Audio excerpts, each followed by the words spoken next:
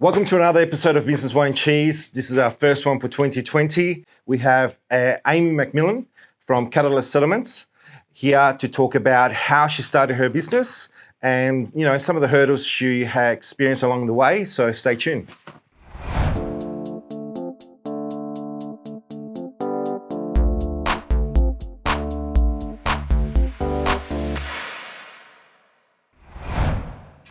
Hey everyone, welcome to another episode of Business Wine and Cheese. Welcome. This time we have Amy McMillan from Catalyst Settlements. Welcome. Thank you. Welcome. Hello. We are trying something different today. Usually we drink red, but we're trying to clear out the fridge. So I hope you like Riesling. I love it. Patrick Riesling. Haven't tried it yet. It came in the, we're emptying the that lucky dip box that we got from Vino Mofo last year. Yep. I'm not going to drink much. I've got a myotherapist treatment after this, so I don't want to I'll drink throw for up you. on him. I'll drink your share. But I'm definitely not going to drink. Not going to drink. Well, by the end of it, I'm going to end up having 6 glasses. Who am I kidding? Just a splash. Oh, cheers. Cheers. Cheers. Thank you for having me. Welcome. You don't drink white wine. Oh, it's Well, okay. it's sort of exciting for me to see how you react to this. No, I had some last week. Did you? Yeah. Well done. So tell me, usually we go with an origin story, but people go straight to their careers. Okay. I want to know, like, where'd you grow up? Tell us about your family. Yep. How did that have an impact on your career? And we can... Yeah.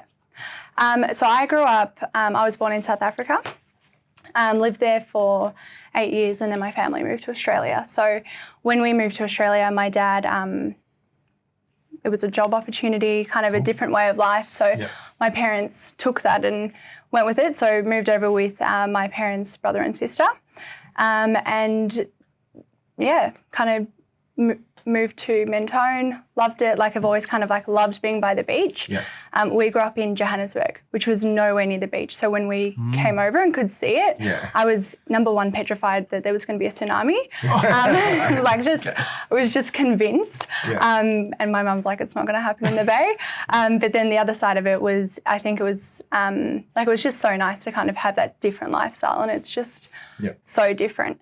And then after a few years, my dad, the company that he was working for, closed down in Australia, and then he actually started up his own business. He did he had a wine label and did wine tastings, and so always loved wine. Very good. And so it was interesting to watch him from that side, I guess. Yeah. Really, I guess trying different things, and he was always experimenting, and he took the opportunity to find something that I guess he loved, as opposed to just doing it for the sake of it. You got a big family? Small? Pretty small. Yep. Yeah, so 5. So in Australia, 5, and then we've got, although quite a small family in South Africa as well. Yeah. So not too big. So we've always kind of tried to stay really, I guess, close. Yep. So Sundays, family dinner every Sunday. Yep. My husband, exactly the same. So he's got a sister with some young kids. So we always do every Sunday family dinner at their house from 5:30 to 7:30, and then afterwards we do family dinner at my parents' house, basically 7:30 onwards. Wow. So kind of really try to make that family time as opposed to Big Sundays. Yep. That's awesome. Yep, big Sundays. So That's cool. it's fun. So I'm going to assume obviously your father had a massive influence on your entrepreneurial career. Well, I kind of fell into it. So I've always wanted to have my own business. Like I've always been that person that's like, guys, I've got an idea. Reverse cameras, So and they're like, they exist. Okay, so you never actually executed idea, like you weren't at school trying to sell lollies to people? Oh, actually, do you know what? I used to sell birthday presents. Nice. Yeah. All right. So I would whatever was trending, Yeah. I would say it was stationery, or if my mum watches this, she won't be too happy. But but say it was I remember one year I got these pens that everyone was dying over, and I took them to school and sold them to friends and people in the class and stuff. And we also used to get made really good lunches. We didn't grow up on a Vegemite sandwich. My mum every day would make us a salad, roll and like chicken and all this stuff, and like I used to trade it off with people. So like I would be like, what do you got? Sorry, and then Mum. yeah, I know, sorry mum. So we'd kind of trade things off. So I've always kind of had that side of me where I've been looking at things, and then I got a dog who I'm obsessed with, and I was like, I'm going to make dog collars. So I figured out how to make dog collars and then sold a few of those for a while. And so I kind of executed things. Yeah. But in terms of like, I guess, running it as like a full business or anything like that, didn't really kind of fell into that side of things. But at school? I was like that student that worked out how to kind of Get through. not get through, but like work with the rules, but outside of the rules. Okay. So, for example, like the school that I went to, VCE had a different colour jumper, and VCE we're allowed to leave school at lunchtime and go to the shops and buy food and stuff. So I went to Lost Property and I went and got like a VCE jumper because I was like, if I get a VCE jumper, then I'm technically not breaking the rules, but I'm also breaking the rules because I'm not meant to be there. My parents were really bad. Sorry, Mum and Dad. I know, this is going great. They're like, wow, it's all coming out.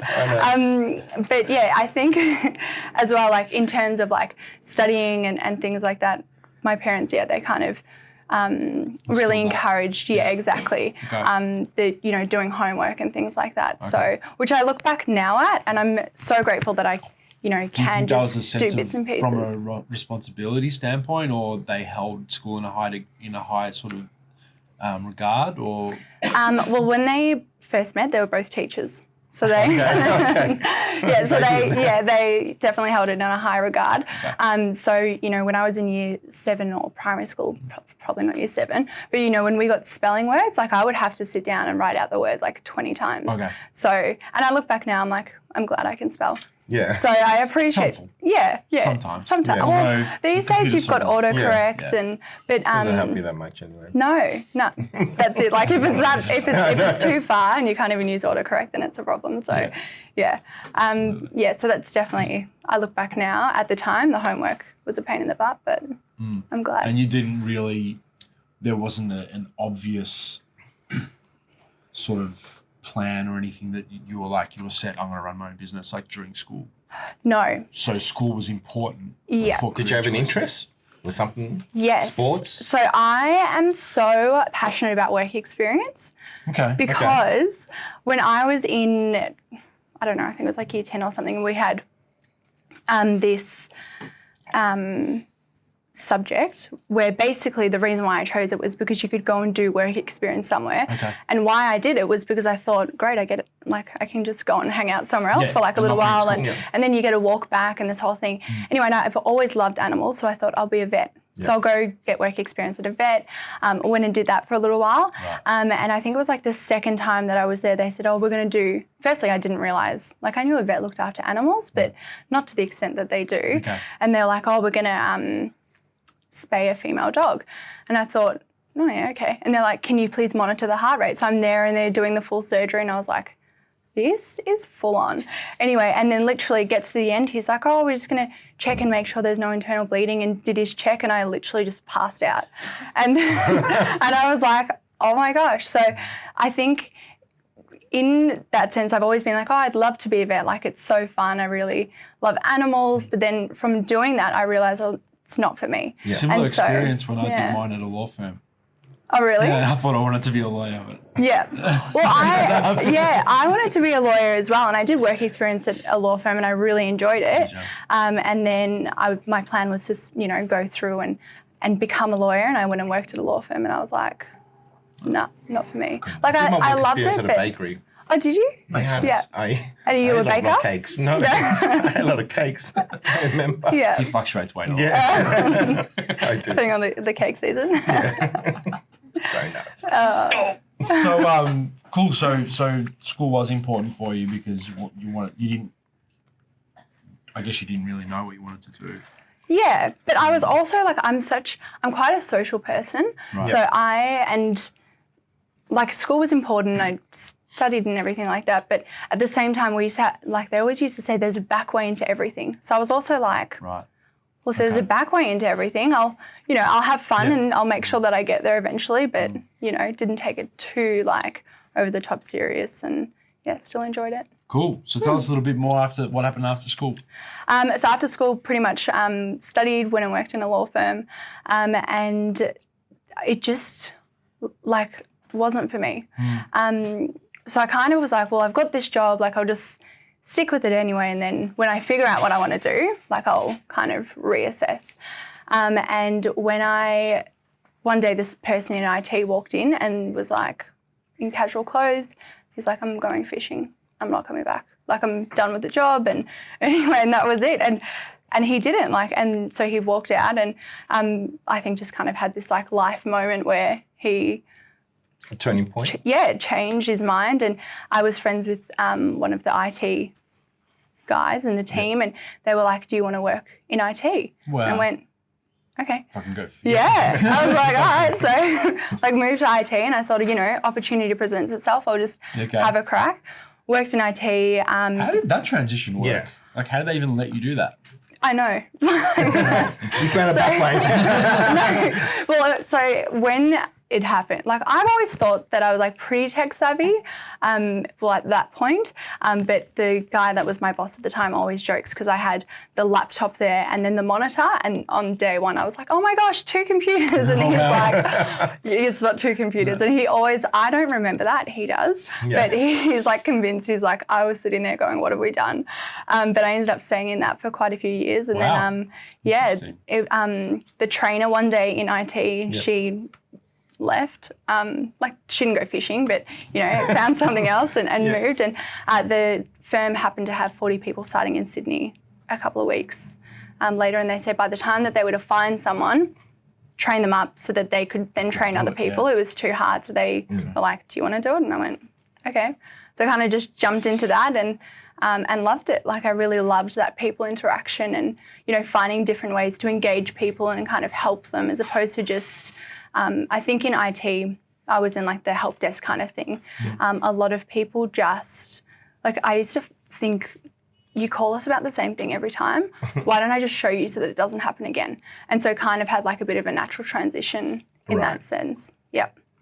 They do call you about the same thing all the time, don't they? All the time, yeah. They'll be like, so the laptop and the monitor situation, a lot of people would lean stuff on their keyboard laptop and then call and be like, the space is going crazy, like it keeps getting pressed. And we'd be like, take the documents off the laptop and, so like little things like that. So, it was fun.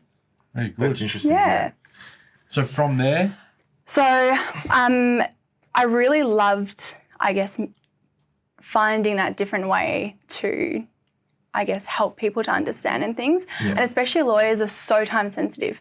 They don't want to spend time like, for 20 minutes you're trying to explain one thing. They just wanted to kind of find it the best way. So I moved from training into learning and development.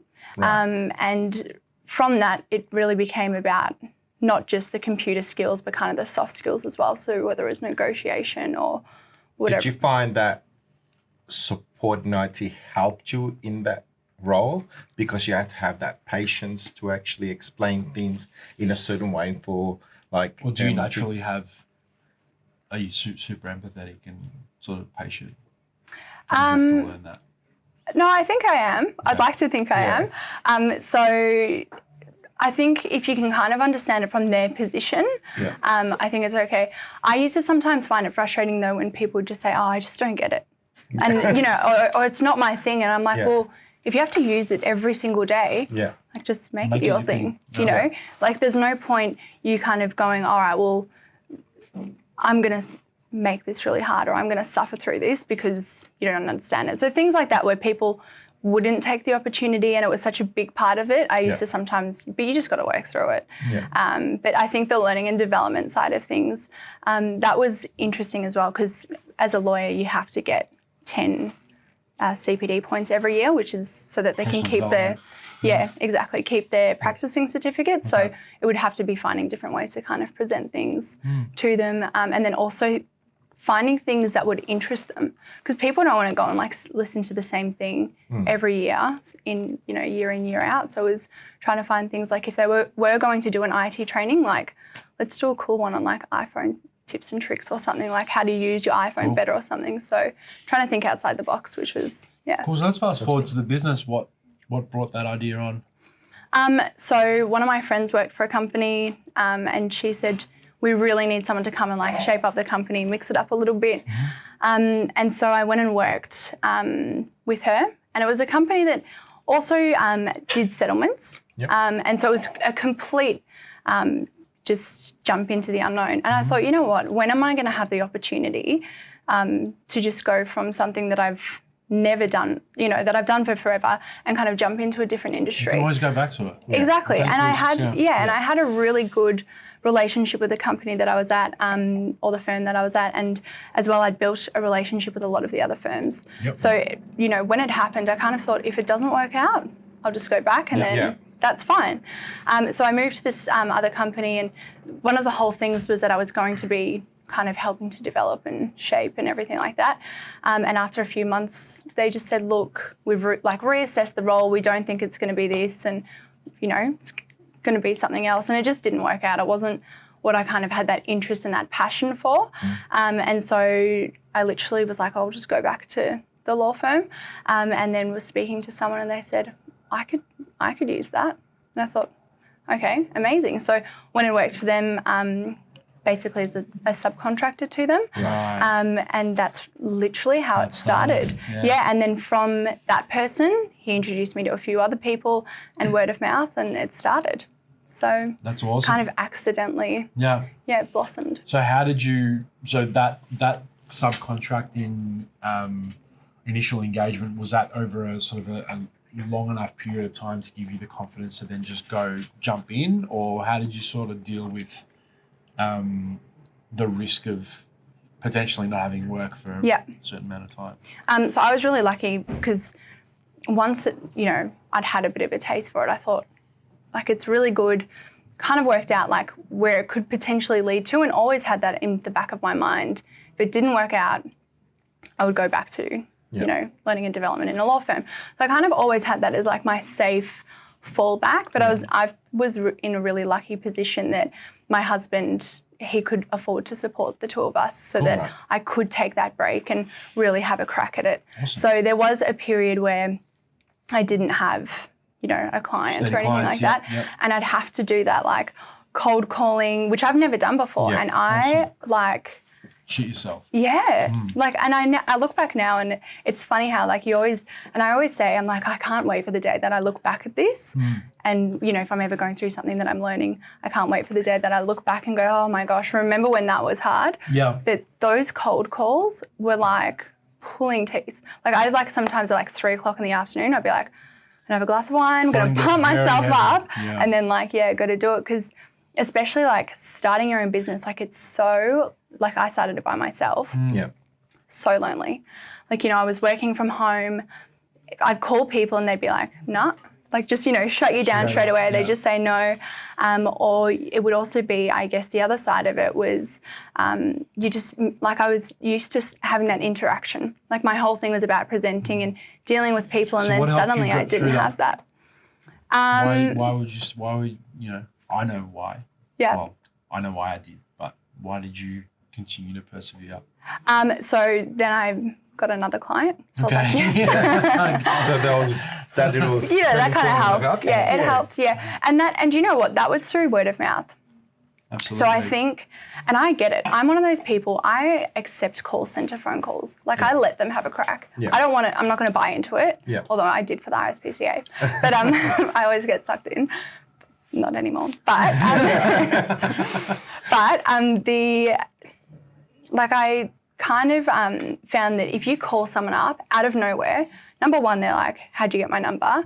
And then the other side of it as well is you've probably not called them at a good time. You don't know where that particular project or job is at. That have you called them at the right time? Have they already got someone engaged? Are they interested? And then they also don't have a relationship with you. So I found that was such a big thing about cold calling, because you can try as hard as you can to, sweeten someone up on the phone. And I watched podcasts and read articles and all these YouTube videos and stuff on how to, do call position sales. it. Yeah, Yeah, exactly. yeah.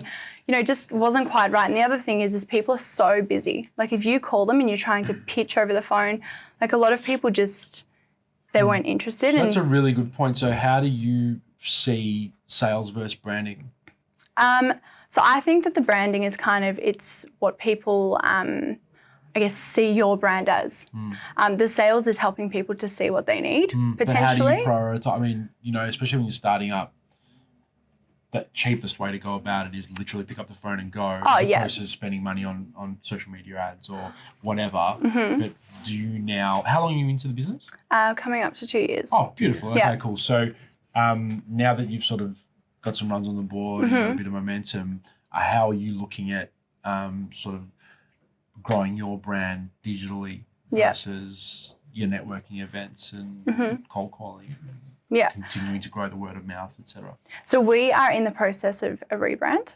So we're literally, Great timing. yeah. Yeah. Good So question. we're going to go through and do a rebrand. I think particularly with our business, I see networking as just priceless. I think even if I don't know someone and I look at a project or we look at a project and we think that would be amazing, I would then, do a bit of research, due diligence, and then go, oh my gosh, Christian knows them, and then say, Christian, can you introduce me So you're to saying Theons? We're trying to do projects, that. Purely B2B settlements you deal with? Or? Yeah. Okay, cool.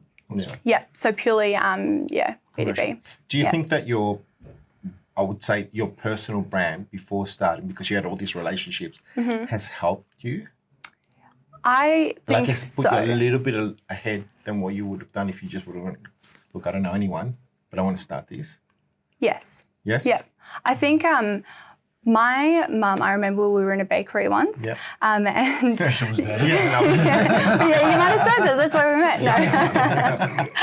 No. So we were in a bakery once, and I remember once I was talking about it, saying, "Oh, this happened at school," and I said, "Oh, Jane Doe or something did this," and she's like, "Never say a person's name, and Okay. like in public." And so she kind of always had that, because she's like, then someone else will go and say, oh, because the person next to you could know who that, Exactly. is. And then they go home and they go, oh, this blonde in this school uniform said this, and they know exactly who it is. And it, not even if whether it's positive or negative, whatever it is, Right. she's like, it's just, don't do that. So I've kind of always had that, instilled in me that, to kind of be a good person, be nice, and then two, also to kind of just be wary of how you're presenting yourself and how you're going to be perceived. That's really interesting. So- There's a Warren Buffett. I mean, he says it often, but I'm paraphrasing here. But as he essentially says, it takes years to build your brand, but in a single moment you can ruin it. And when you realise that, your perspective or the way you approach things changes dramatically. Similar to your mum, Yeah. Warren Buffett. Yeah. She is. Okay. No, she's not. So you don't have to walk. So you don't have to work at all. Okay, no, very good. yeah. Yeah, interesting. Yeah. And how are you doing now, like with your business? What are the new, what new things are you actually implementing right now in your business that's helping you move to the next stage? So we worked and partnered with another company that's also in the property space. Right. And he called us up one day and said, we're going to do this event. We're bringing our clients, but we'd love, for you to be a partner and you bring your clients, and then we can, cross network. And we were like, this is amazing. So we did this event, got a couple of other people involved. It meant that one, we could do a much better event than if we just tried to entertain our clients individually. Sure. And then two, it just was an opportunity for everyone to kind of, because often what happens is, you might wine and dine your clients, but then you never let them intermingle and go, oh yeah, this is what I thought, or this is what I really liked, or, or just general things about, I guess, whatever, even just catch up. Yeah. And so we really enjoyed being able to do that. And it was really good. Like, we got a lot of great feedback. Like, even during the night, people were saying, when's the next one? When's the next one? Yeah. And from that, got some really great connections. Yeah, and okay. and the other thing as well is, like I was saying, if you call someone and try to pitch a business, a lot of people they don't want it. But their personal brand side, like if you meet someone and you chat with them for a while, and then they're genuinely interested in what you do, and they go, oh, that actually works for me. So what I'm hearing is your business model has moved further away from sales, and more and more over to the branding or marketing Yeah. side when Yeah. business comes to you? Mhm. You're not sitting on the couch and just taking it. You're actively out in the market, whether it be hand-to-hand combat like an event, Yeah.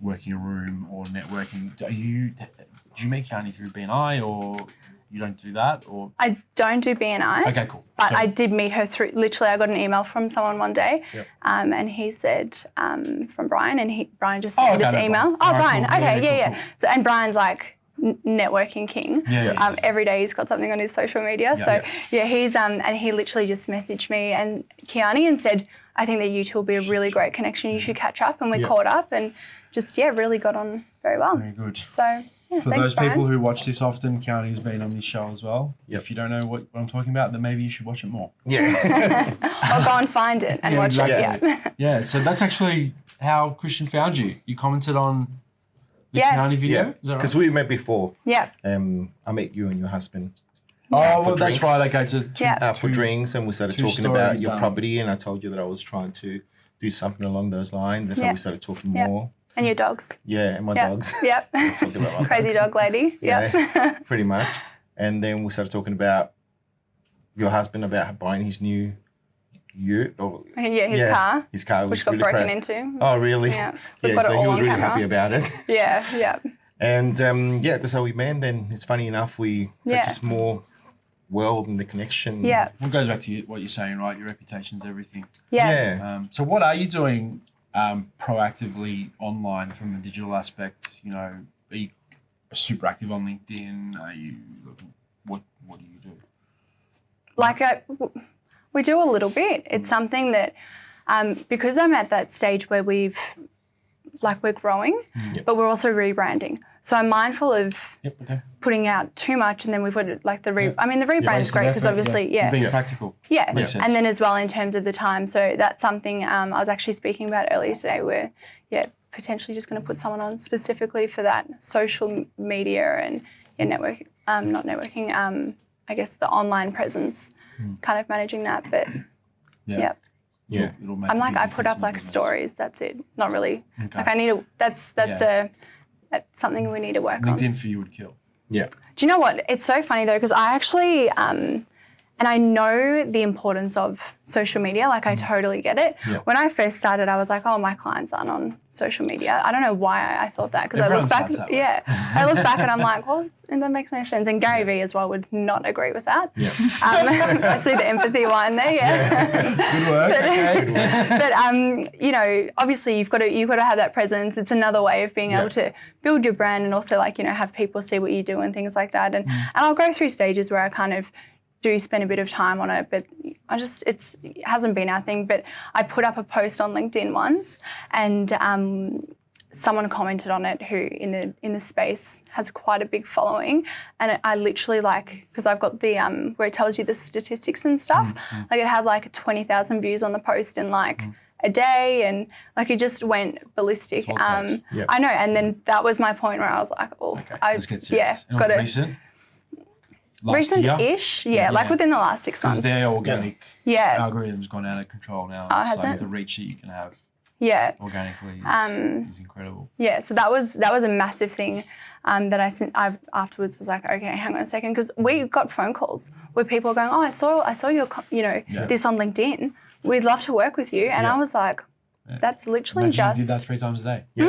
yeah, and I was like, can you just comment on all my stuff? Because this is amazing. So yeah, that's so that was I guess a turning point that I realised how important it was, and it's definitely something that we want to work on. So Awesome. So do you want to jump into the lightning round? Yeah, let's jump into this lightning round. You ready? But there's new questions. though. Take a Have sip. another Okay. sip. Have another sip. I'm ready. No. Have All another sip. right, Just have another one. have another one. Another one. All right, let's do this. All right. One thing you can't live without. My dog and my husband, but my dog. Sorry, Jesse. Oh, let's just cut that out. Favorite type of wine? Riesling. Wow. I know, it actually Wow. is. Riesling, I love. So when Winning. I'm loving Winning. it. Favorite band or artist? No. No? Nothing. Nah, Bum, bum. nothing. Bum. Yeah. The entrepreneur you most admire? That is a good question. Do you have a mentor at the moment? Anyone? I do not have a mentor. Do you have someone you follow? Lightning round next. I know, next one. I know, Dad. that's a good one. Yeah, do you know what? I think, my dad. Dad, awesome. iPhone or Android? iPhone. Scale 1 to 10, how good are you at keeping secrets? 9. Unless you say, don't tell your husband, then he's going to know. So that depends on what it is. Yeah. Text or talking? Talking. Good. What nickname did your parents give you? What? What nickname did your parents give you? Amy Bums. Amy Bum. You know, next time I see you. Say one word in Spanish. Hola. Hola. Make a high-pitched sound. That wins every time. And the most embarrassing store you've been seen shopping at? That's a hard one. Most embarrassing. I don't know. You don't know. It's too clean, man. Too clean. What's your middle name? Alexandra. Alexandra. Okay. Good. You're done. Lovely. You passed. Thank you. That was fun. That was fun. Thank you. Thank you great. for coming on the show. Have you got any tips for any of our listeners out there starting something new?